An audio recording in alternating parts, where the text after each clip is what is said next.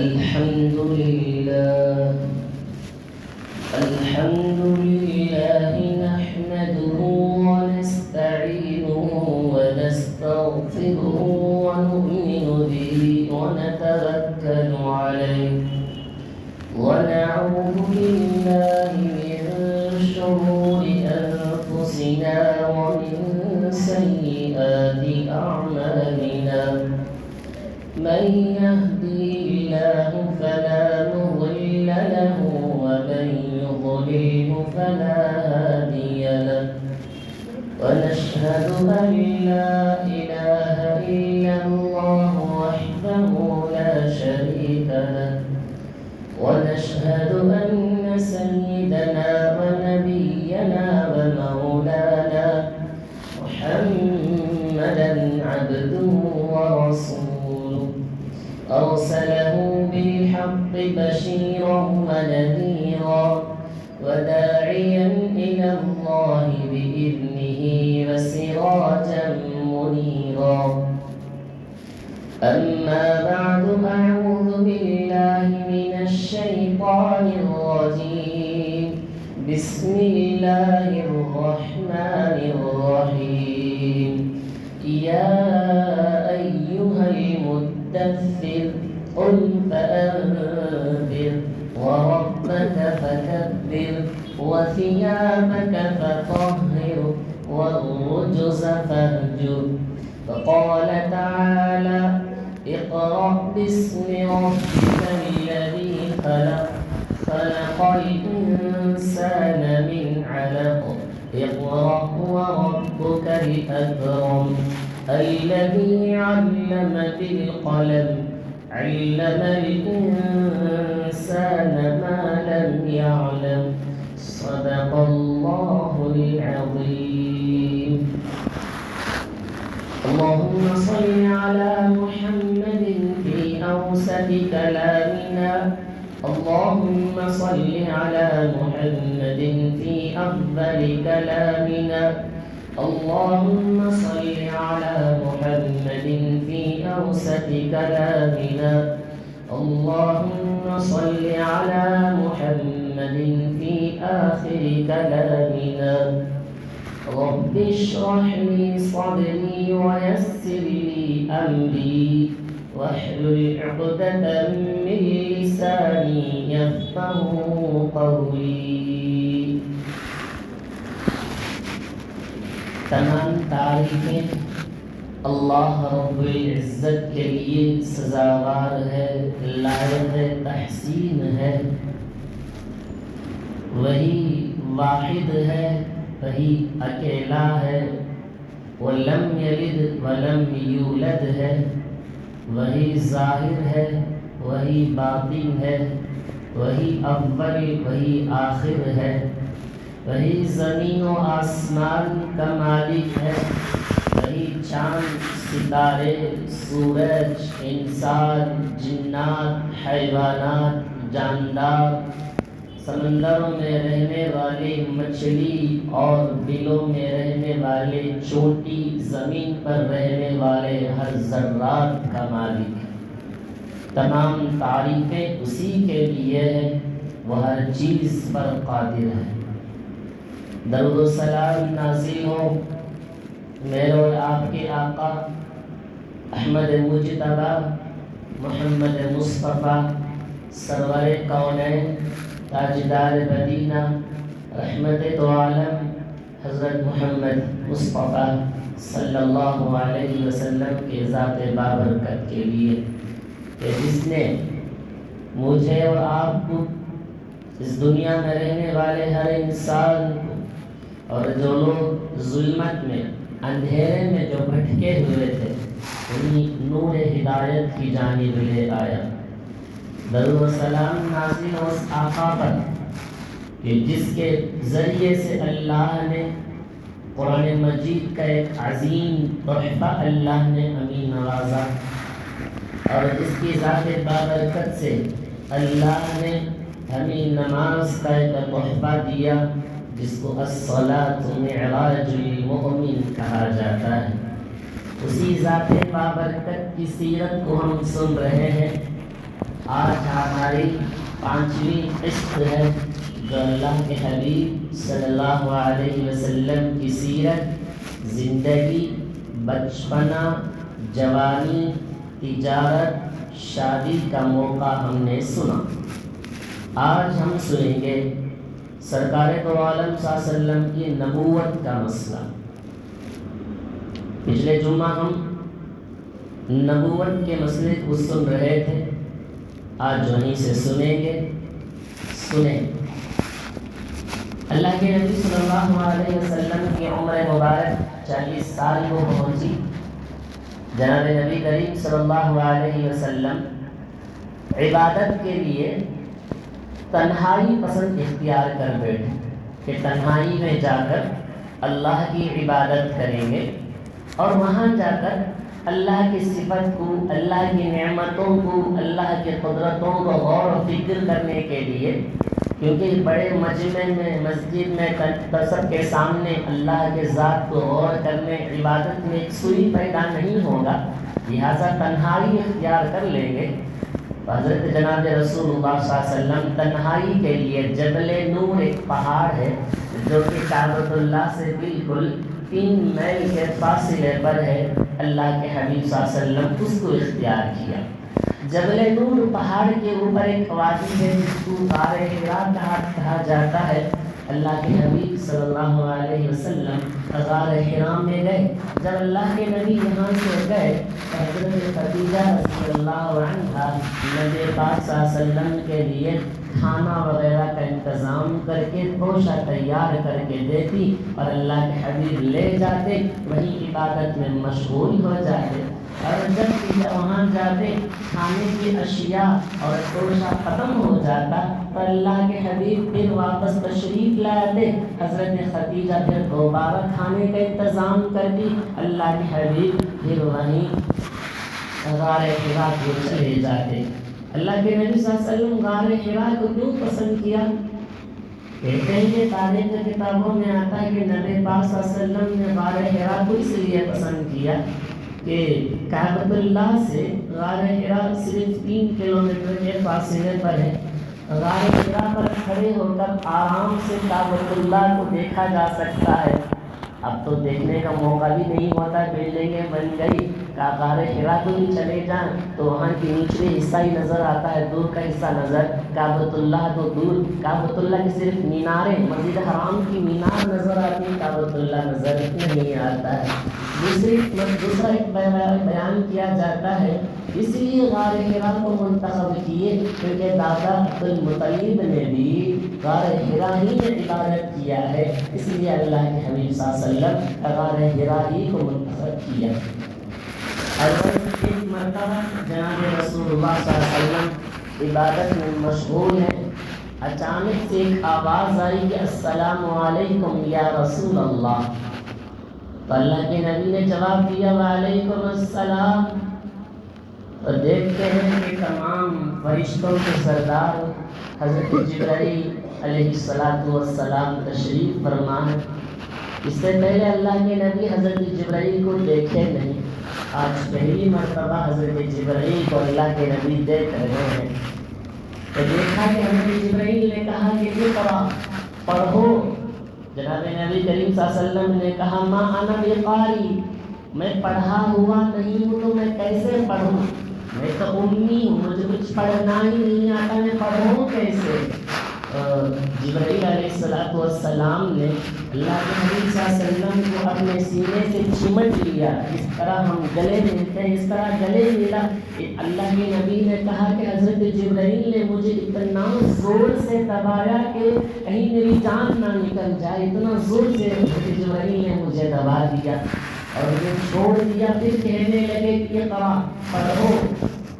دوسری مرتبہ اللہ کے نبی نے کہا ما انا بقاری، میں پڑھا ہوا نہیں ہوں تو میں پڑھوں کیسے؟ تو دوسری مرتبہ بھی حضرت جبرائیل اللہ کے نبی صلی اللہ علیہ وسلم کو سینے سے چمٹ لیا، زور سے دبایا، پھر چھوڑ دیا۔ تیسرے مرتبہ حضرت جبرائیل نے کہا کہ اقرأ، پڑھو۔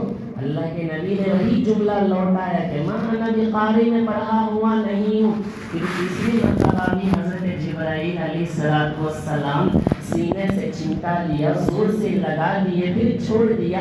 چوتھی مرتبہ جب حضرت جبرائیل نے کہا اقرا پڑھو، تو اللہ کے نبی صلی اللہ علیہ وسلم کی زبان اطہر پر سب سے پہلی وحی، آخری کتاب کی سب سے پہلی وحی وہ آیت کریمہ جناب رسول اللہ صلی اللہ علیہ وسلم کی زبان اطہر سے جاری ہوا۔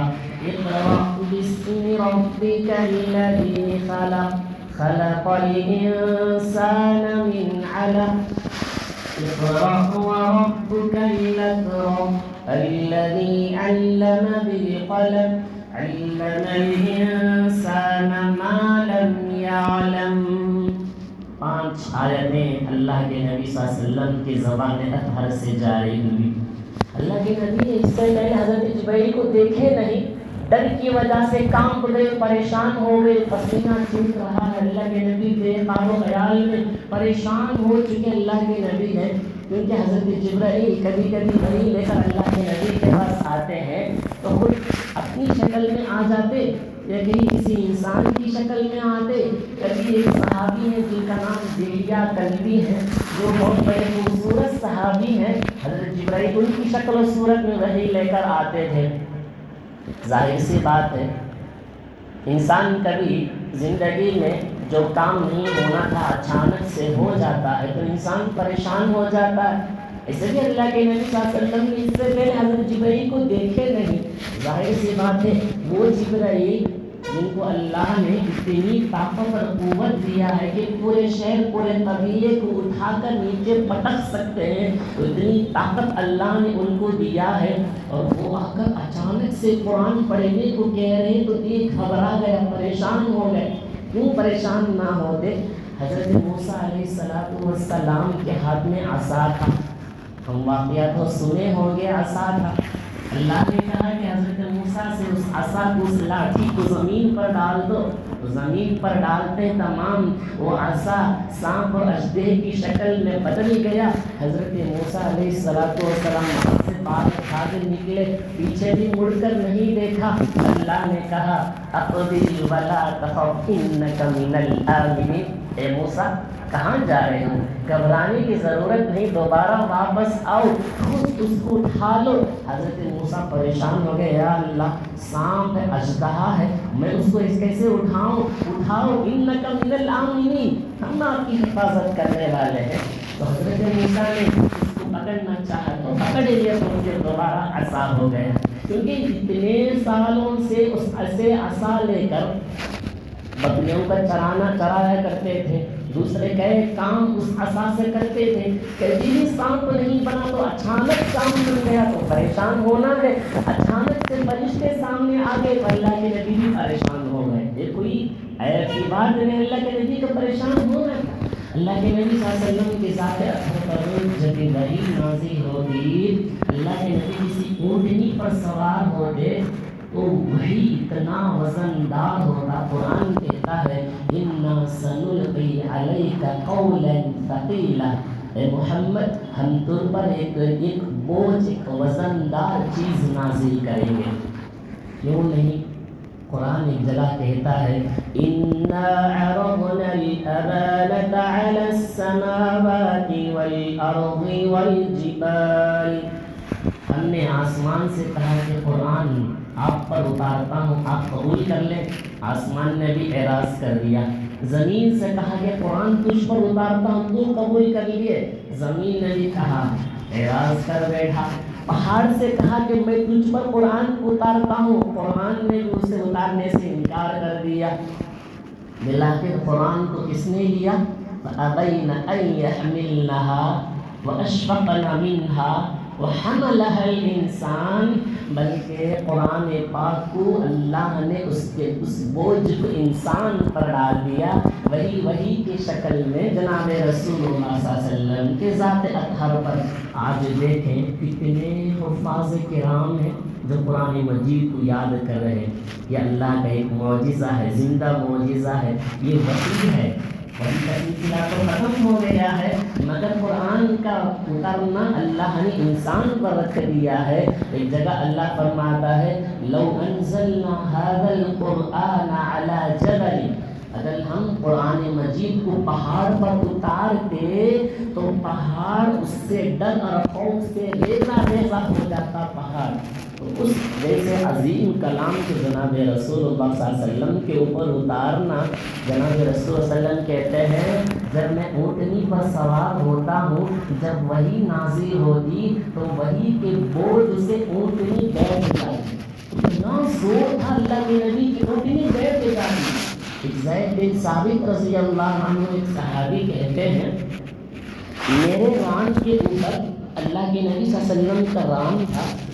اس وقت اچانک سے وحی آ گئی تو اللہ کے نبی کا ران سے مجھ پر پڑا. اتنا وزن تھا کہ میں سوچ رہا تھا کہ کہیں میرا ران چور چور نہ ہو جائے. حالانکہ اللہ کے نبی زیادہ موٹے نہیں تھے, اللہ کے نبی درمیانی جسامت والے تھے. حالانکہ وہ ران اتنا وزندار ہو گیا دراصل وہ وحی کی وجہ سے تھا. تو میں سوچ رہا تھا کہیں میرا ران چور چور نہ ہو جائے. اور اللہ کے نبی صلی اللہ علیہ وسلم کی ذات پر جب وحی نازل ہوتی سخت سردی کا موسم ہوتا تھا. جب وحی نازل ہوتی تھی سردی کے موسم میں بھی اللہ کے نبی کے چہرے سے پانی کی طرح پسینہ بہ رہا ہوتا ہے. اتنا سخت وحی جب نازل ہونا اللہ اکبر کیا عالم ہوتا ہوگا. دراصل اب آئیے جناب رسول اللہ صلی اللہ علیہ وسلم پر وحی نازل ہوئی. کب نازل ہوئی؟ بعض تاریخ کے کتابوں میں آتا ہے. یہ تاریخ ذرا یاد بھی رکھ لینا ہے کیونکہ وحی کب نازل ہوئی, کیسے نازل ہوئی, اس کا معلومات بھی ہونا چاہیے. جناب رسول صلی اللہ علیہ وسلم آتا ہے کئی تاریخ میں آتا ہے تاریخ کی کتابوں میں کہ ربیع الاول میں یہ وحی نازل ہوئی. بعض تاریخ کا آتا ہے رجب میں نازل ہوئی. بعض صحیح روایت میں آتا ہے کہ رمضان المبارک میں جناب رسول اللہ صلی اللہ علیہ وسلم پر سب سے پہلی وحی نازل ہوئی. صحیح روایت کے مطابق قرآن بھی اس کا دلالت کرتا ہے. شہر رمضان الذی انزل فیہ القرآن. اللہ نے کہا کہ ہم نے قرآن مجید کو رمضان کے مہینے میں اتارا. اچھا رمضان میں اترنا ثابت ہو گیا. اچھا رمضان میں کس دن میں نازل ہوا؟ جناب رسول اللہ صلی اللہ علیہ وسلم نے فرمایا ولدت فیہ وانزل علی, یعنی میں پیر کے دن پیدا ہوا اور وحی بھی مجھ پر پیر کے دن ہی نازل ہوا. اچھا پیر کے دن جب نازل ہوا تو سن 10 اگست سن 610 عیسوی 10 اگست 610 عیسوی میں اس سال رمضان المبارک میں 7 رمضان 14 رمضان 18 21 رمضان اور 28 رمضان کو 4 رمضان میں پیر آیا ہے. تو صحیح روایت کے مطابق آتا ہے کہ جناب رسول اللہ صلی اللہ علیہ وسلم کے ذات پر رمضان المبارک میں پیر کے دن 21 رمضان کو اللہ کے نبی صلی اللہ علیہ وسلم کے ذات اطہر پر سب سے پہلی وحی نازل ہوئی. اس وقت میں جناب رسول اللہ صلی اللہ علیہ وسلم کی عمر ہوئی 40 سال 6 مہینے. 40 سال اور 6 مہینے کی مدت میں عرصے میں جناب رسول اللہ صلی اللہ علیہ وسلم کے ذات اطہر پر وحی نازل ہوئی. آئیے جناب رسول اللہ صلی اللہ علیہ وسلم جب وحی نازل ہوئی تو گھبرا گئے, پریشانی کے عالم میں فوراً گھر آ گئے اور حضرت خدیجہ رضی اللہ عنہا سے کہا زملونی زملونی انی خشیت علی نفسی, مجھ پر چادر اڑا دو, مجھے اپنی جان پر بڑا خطرہ ڈر محسوس ہو رہا ہے. حضرت خدیجہ کہنے لگی یا رسول اللہ کیا ہوا, اتنا پریشانی کے عالم میں کیوں ہے؟ کہنے لگے کہ میں غار حرا میں تھا, اچانک سے کوئی فرشتہ آیا, مجھ سے پڑھنے کے لیے کہا, مجھے پڑھا نہیں جا رہا تھا. پورا قصہ سنائے تو حضرت خدیجہ بڑے اچھے انداز میں سکون سے جناب رسول اللہ صلی اللہ علیہ وسلم کو تسلی دے دیا. واہ کیا بیوی ہے اور کیا شوہر ہے. تکلیف کے عالم میں, پریشانی کے عالم میں بھی بیوی جناب رسول اللہ صلی اللہ علیہ وسلم کو تسلی دیتی ہے. کاش کہ آج کا ماحول بھی وہ ہوتا, پریشانی کے عالم میں وہ بیوی اپنے شوہر کو تسلی دیتی, تجارت کے نقصان پر تسلی دیتی, بیمار کے ہو جانے پر سکون تسلی دیتی. جناب رسول اللہ صلی اللہ علیہ وسلم کو تسلی دیتی ہے. حضرت خدیجہ کہتی ہیں قسم بخدا اللہ آپ کو رسوا نہ کرے گا، اس لیے کہ آپ غریبوں کی امداد کرنے والے ہیں، آپ امانت کو ادا کرنے والے ہیں، آپ سچ ہے، آپ وعدہ خلافی نہیں کرتے ہیں، اور فقیروں کو آپ اپنے ہاتھوں سے کما کر دیتے ہیں، مصیبت کے لوگوں کو، مبتلا ہوئے لوگوں کو آپ اپنے ہاتھوں سے ان کی امداد کرتے ہیں۔ نبی کی تعریف کرنے لگتی ہے۔ جب نبی کریم صلی اللہ علیہ وسلم تھوڑا سا تسلی ہوئی، پھر اس کے بعد جناب حضرت خدیجہ رضی اللہ عنہا اللہ کے نبی صلی اللہ علیہ وسلم کو اپنی تجازات بھائی ورقہ بن نوفل کے پاس لے جاتی ہے، اور وہ ورقہ بن نوفل ایک عیسائی عالم تھے، بہت بوڑھے ہو چکے تھے، جس سے وہ نابینا بھی ہو گئے تھے، ان کے پاس لے کر گئی، سارا قصہ سنایا۔ ورقہ بن نوفل پورا قصہ سن کر کہتا ہے خدیجہ خوشخبری ہے، اس لیے کہ ان کے پاس جو فرشتہ آیا ہے وہی فرشتہ حضرت موسیٰ علیہ السلام کے پاس وہی لے کر آیا کرتا تھا، کاش کہ میں اس وقت بھی زندہ ہوتا جس وقت میں تمہارے شہر والے، مکے والے تمہیں شہر سے نکلنے پر مجبور کر دیں گے، میں آپ کو بھرپور ساتھ دیتا۔ اس سے مراد ہجرت کا۔ یعنی رسول اللہ صلی اللہ علیہ وسلم پریشان ہو گئے، 40 سال میں مکے میں رہا، لوگ مجھے اعزاز و اکرام کرنے لگے، کسی نے مجھے محمد کہہ کر بلایا نہیں، سب نے مجھے امین کہتے تھے، صادق کہتے تھے، آج وہ شہر والے مجھے نکال دیں گے۔ اللہ کے نبی کو تعجب ہوا، اللہ کے نبی اس کے قبول کرنے کے لیے تیار نہیں۔ ورقہ بن نوفل نے کہا جتنے بھی لوگ اس دنیا میں پیغمبر بن کے اس دنیا میں آئے ہیں، دین حق کو پھیلانے کے لیے آئے ہیں، ان سب کے ساتھ یہی معاملہ ہوا ہے کہ ان کے شہر والے ان کو شہر سے نکالنے پر مجبور کر دیے ہیں، ایسا ہی ہونے والا ہے۔ اور اس کے بعد چند عرصے تک وہی کا سلسلہ آنا بند ہو گیا۔ کسی کتاب میں آتا ہے کہ 40 دن، کسی کتاب میں آتا ہے کہ 2 سال یا 3 سال، البتہ وہی کا سلسلہ بند ہو گیا۔ جناب رسول اللہ صلی اللہ علیہ وسلم پریشان ہو گئے، کیونکہ وہی کا آنے کا شوق تھا، بار بار آسمان کی طرف دیکھتے تھے کہ شاید وہی اب نازل ہوگی، وہی اب نازل ہوگی، کئی سال تک وہی کا سلسلہ بند رہ گیا۔ اللہ کے نبی پریشان ہو گئے، شوق بڑھتا گیا، طلب بڑھتا گیا کہ وہی اب آئے، وہی اب آئے۔ لیکن اللہ کے نبی صلی اللہ علیہ وسلم مکے کے وادی پر جنگل میں جا رہے تھے، اچانک سے ایک آواز آئی کہ یا محمد۔ جناب رسول اللہ صلی اللہ علیہ وسلم ادھر ادھر گھوم کر پھر کر دیکھنے لگے، سامنے دیکھے، پیچھے دیکھے، بائیں دیکھے، دانے جانب دیکھے، کوئی نظر نہیں آیا۔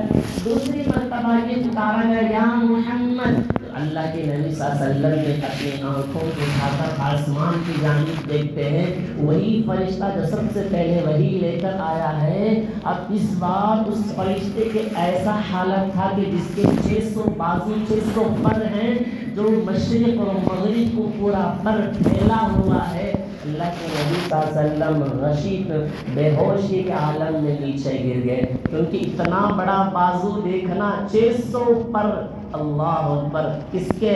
حضرت جبرائیل علیہ السلام کے غشی آ کر نیچے گر گئے، گھر گئے، حضرت خدیجہ سے کہا کہ چادر اڑا دو، ٹھنڈے پانی سے مجھے پانی چھینک دو۔ خدیجہ نے کہا کیا ہوا؟ اس بار بھی وہی فرشتہ آیا ہے۔ اس وقت میں دوسری وہی نازل ہوئی، وہ ہے یا ایھا المدثر قم فانذر وربک فکبر وثیابک فطہر والرجز فاہجر۔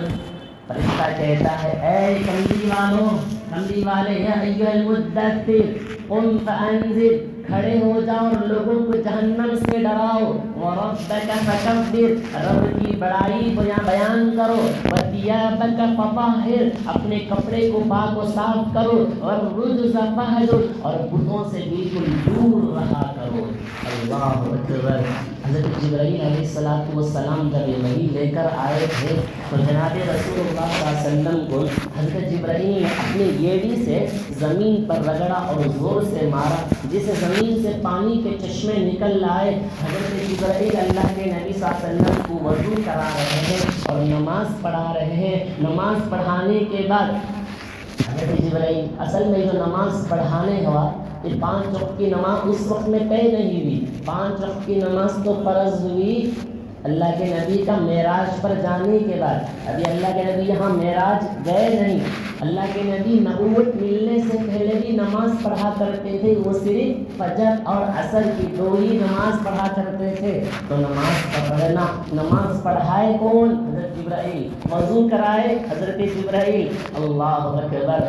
یہ کس دن کا واقعہ پیش آیا؟ یہ پیر کے دن کا واقعہ پیش آیا. تو نبوت ملنے کے بعد دوسرا حکم آتا ہے جناب رسول اللہ کو کہ وضو کرو اور نماز کا حکم. 2 حکم آتا ہے. تو اس کے بعد جناب رسول اللہ صلی اللہ علیہ وسلم نبوت ملنے کے بعد لوگوں کو اسلام کی دعوت دینے کے لیے نکل پڑتے ہیں. کھلے طور پر دعوت نہیں دے رہے اللہ کے نبی، چھپ چھپ کر دعوت دیتے ہیں. ابھی کسی کو معلوم نہیں ہے. سب سے پہلے اللہ کے نبی نے ایمان اور اسلام کی دعوت دیا وہ حضرت خدیجہ اپنی بیوی کو. تو ایمان کی دعوت دینے کے بعد اللہ کے نبی اور حضرت خدیجہ دونوں نے مل کر نماز پڑھنا شروع کیا. پھر اس کے بعد ایمان میں آنے والے اپنے چچا زاد بھائی ورقہ بن نوفل. پھر اس کے بعد بچوں میں ایمان لانے والے حضرت علی. حضرت علی ایمان کیسے لائے؟ ہم تو صرف سنے ہیں.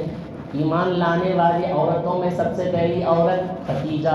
پھر اس کے بعد ہم نے سنا بچوں میں حضرت علی، غلاموں میں زید بن حارثہ، نوجوانوں میں بڑی عمر میں حضرت ابو بکر صدیق رضی اللہ عنہ ہے. حضرت علی ایمان لائے. کیسے ایمان لائے؟ ان کے حالات کیا ہے؟ چلے سنتے ہیں حالات کیا ہیں. اللہ کے نبی صلی اللہ علیہ وسلم اپنے چچا حضرت عباس سے کہنے لگے کہ ابو طالب جو ہمارے چچا ہیں ان کی اولاد بہت زیادہ ہے.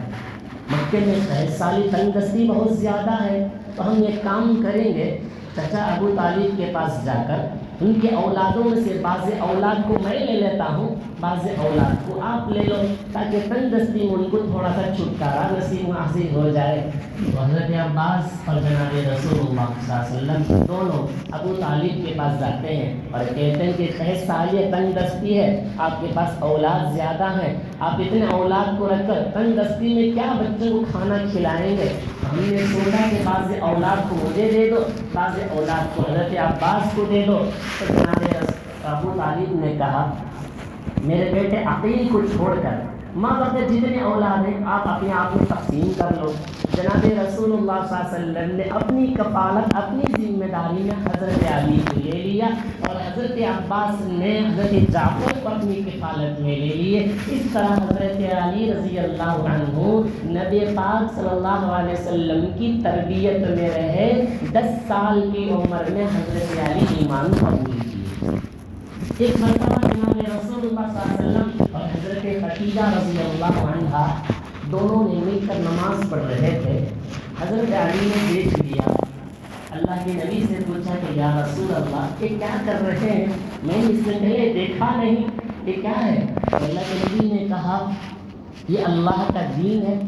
اسی دین کو پھیلانے کے لیے پیغمبر دنیا میں آتے رہے. میں بھی آپ کو ایمان کی دعوت دیتا ہوں. جو بت لات و عزا ہے آپ ان کو ماننا چھوڑ دیں، ہمارے ایمان میں داخل ہو جائیں.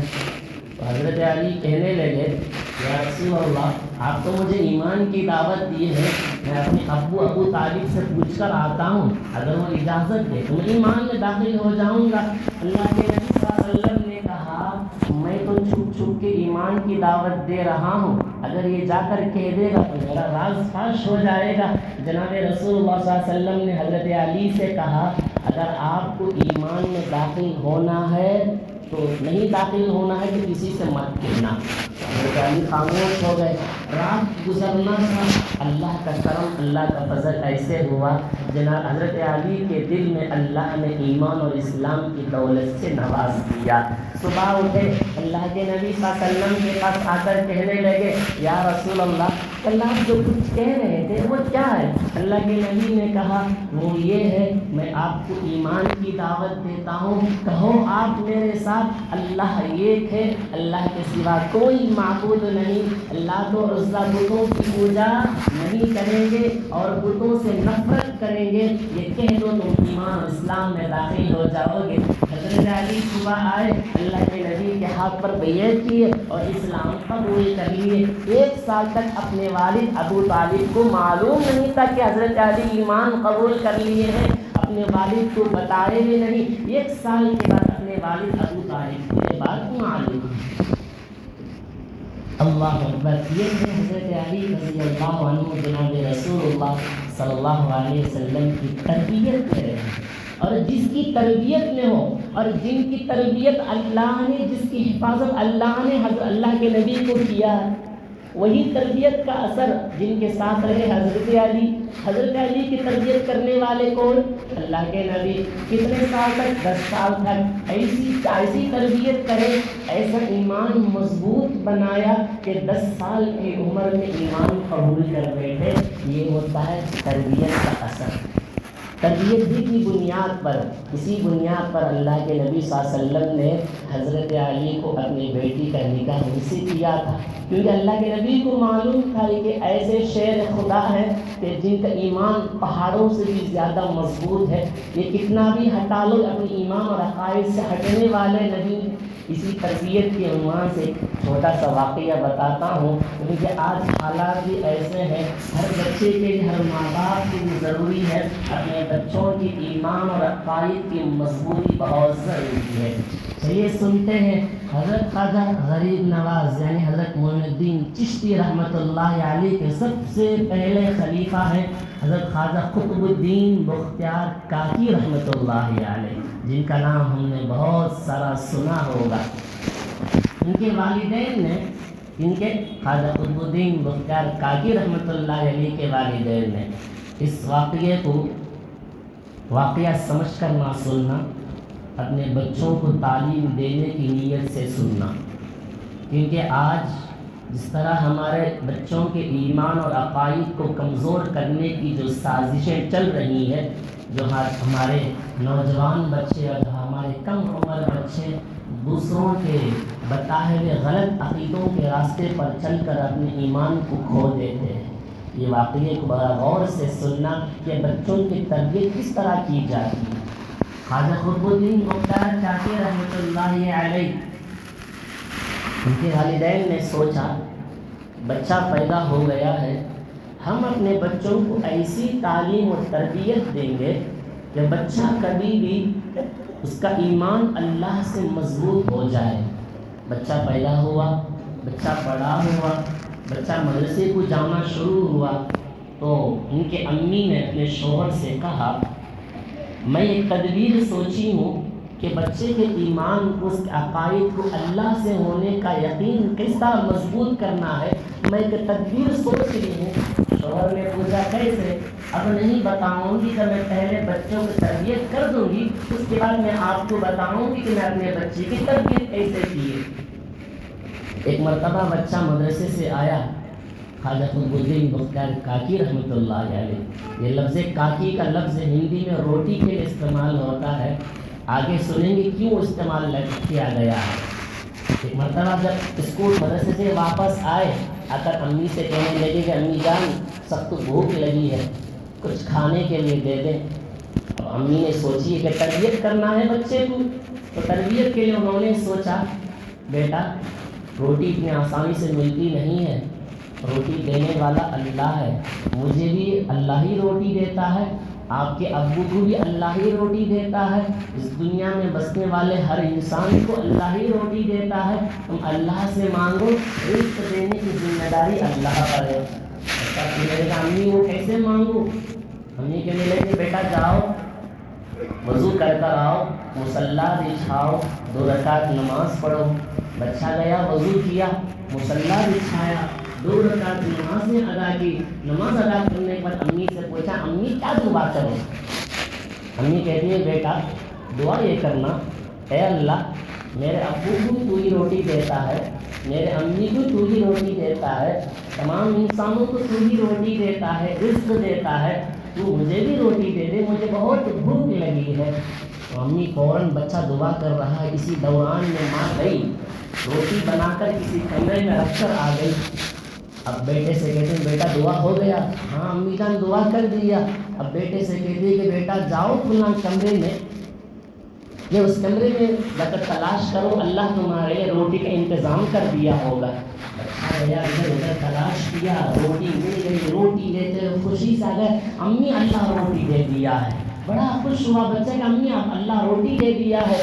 بچہ روٹی کھانا شروع کرتا ہے، روٹی کھاتے کھاتے امی سے سوال کرتا ہے، امی اللہ کا اتنا بڑا ہے؟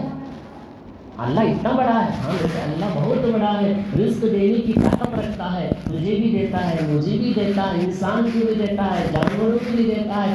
روٹی کھاتے کھاتے امی سے یہی سوال کرتا ہے، ہر دن کا یہی معمول ہو گیا، ہر دن آتا ہے، وضو کرتے ہیں، نماز پڑھتے ہیں، دعا مانگتے ہیں، اگر امی روٹی رکھ دیتی ہے روٹی کھا لیتا ہے۔ ایک دن امی سے عجیب و غریب سوال کیا، امی جان اللہ بھی کتنا پیارا ہے، میں ہر دن مانگتا ہوں اللہ ہر دن مجھے کھانے کے لیے دے دیتا ہے، اللہ بھی کتنا ہم پر محبت کرتا ہے۔ امی میرا دل چاہتا ہے کہ میں اللہ سے ملاقات کروں۔ چھوٹا سا بچہ ہے، دل میں اندر تڑپ ہوتے کہ بیٹا کے بچہ کہنے لگا امی میں اللہ سے ملاقات کرنا چاہتا ہوں۔ امی کہنے لگی بیٹا جب اللہ سے مانگتے رہو اللہ اپنی ملاقات اور اپنے دیدار ضرور نصیب کرائے گا۔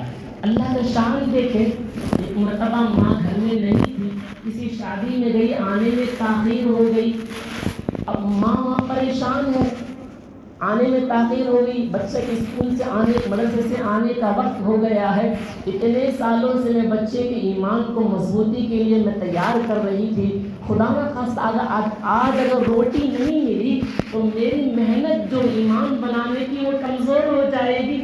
وہاں سے نکل پڑی، راستے میں گھبراتے ہوئے دعا کرتے ہوئے آتی، یا اللہ میں اپنے بچے کو ایمان مضبوط بنانے کے لیے اتنے سالوں سے محنت کیا، اے اللہ تو ہی میرے بچے کو بچا لے۔ گھر میں آ کر دیکھتے ہیں بچہ سویا ہوا ہے، ماں فوراً گئی اور روٹی بنا دی اور کمرے میں رکھ دی۔ کمرے میں رکھنے کے بعد آ کر بچے کو جگاتی ہے، بیٹا اٹھ جا، مدرسے سے آیا ہوگا، کچھ کھانے کے لیے کھا لے۔ بیٹا اٹھا اور ٹھنڈے آرام سے بیٹھ کر کہنے لگا امی جان میں تو کھانا کھا چکا ہوں۔ میں پریشان ہوں، امی جان تمہیں تو اتنے سالوں سے میرے پیچھے محنت کی ہے، میں معمول کے مطابق وضو کیا، مصلی بچھایا، نماز پڑھا اور کمرے میں دعا کیا، کمرے میں جا کر روٹی تلاش کیا، روٹی مل گیا۔ امی جان یہ بات ہے کہ آج جو میں روٹی کھایا ہوں اتنا مزہ تھا کہ اس سے پہلے کبھی اتنی مزیدار روٹی میں کھایا ہی نہیں۔ تو یہ تھا اصل میں اللہ تبارک و تعالیٰ اس بندے کو، اس بچے کو غیبی انتظام کے ذریعے سے روٹی کھلا دیا۔ اب وہ بچے کے اندر ایمان مضبوط ہو گیا۔ اس بچے کے پاس جا کر ایمان کی طرح بگاڑنے کی کوشش کرو، ہرگز بگڑے گا نہیں۔ اسے یقین ہو گیا کہ جو کچھ دینے والا ہے وہ اللہ ہے۔ آج جو قطب الدین بختر کاکی رحمۃ اللہ علیہ کے ہاتھ میں کتنے بڑے مغل بادشاہ اس کے ہاتھ پر بیعت ہوئے، آج انہی کے نام سے قطب مینار کے نام سے مینار بنی ہوئی ہے، قطب خواجہ قطب الدین بختر کاکی رحمۃ اللہ علیہ سے روٹی کاکی سے ملا ہوا ہے۔ لہٰذا اتنا مضبوط عقیدہ بچوں کا ہونا چاہیے کہ جیسی تربیت اللہ نے، اللہ کے نبی نے حضرت علی کو کیا تھا، اس تربیت کا نتیجہ کیا ہوا کہ فوراً دل میں ایک ولولہ آ گیا کہ میں ایمان قبول کر کے ہی رہوں گا۔ ایمان قبول کیے تو بچوں میں ایمان قبول کرنے والے دوسرے نمبر پر کون تھے؟ حضرت علی رضی اللہ عنہ ہے۔ ٹھیک ہے، یہ تو اس زمانے کا واقعہ ہوا خواجہ قطب الدین بختر کاکی کا۔ اس زمانے کا جو پچھلے 1 سال یا 2 سال سے پہلے ہونے والا واقعہ سناؤ، جو ہمارے محلے میں مکتب اور مدرسے اساتذہ ہونے کا کیا بچوں کے اندر کیا اثرات نمودار ہوتا ہے۔ یہ قریب میں آسام اور بہار میں سیلاب کا موقع آیا، کتنے غریب بے چار گھروں سے باہر ہو گئے تھے، کھانے کے لیے رہنے کے لیے ان کا انتظام نہیں تھا، پورے فرقے والے پورے مذہب والے اٹھ کر کھانے کا انتظام کر رہے تھے۔ اس میں ایک عیسائی بھی تھا جسے کھانے کا انتظام کر کے کھانا لے کر ایک چھوٹا معصوم سا بچے کے پاس کھانا لے کر دیا، تو بچے نے کھانا لینے سے انکار کر دیا۔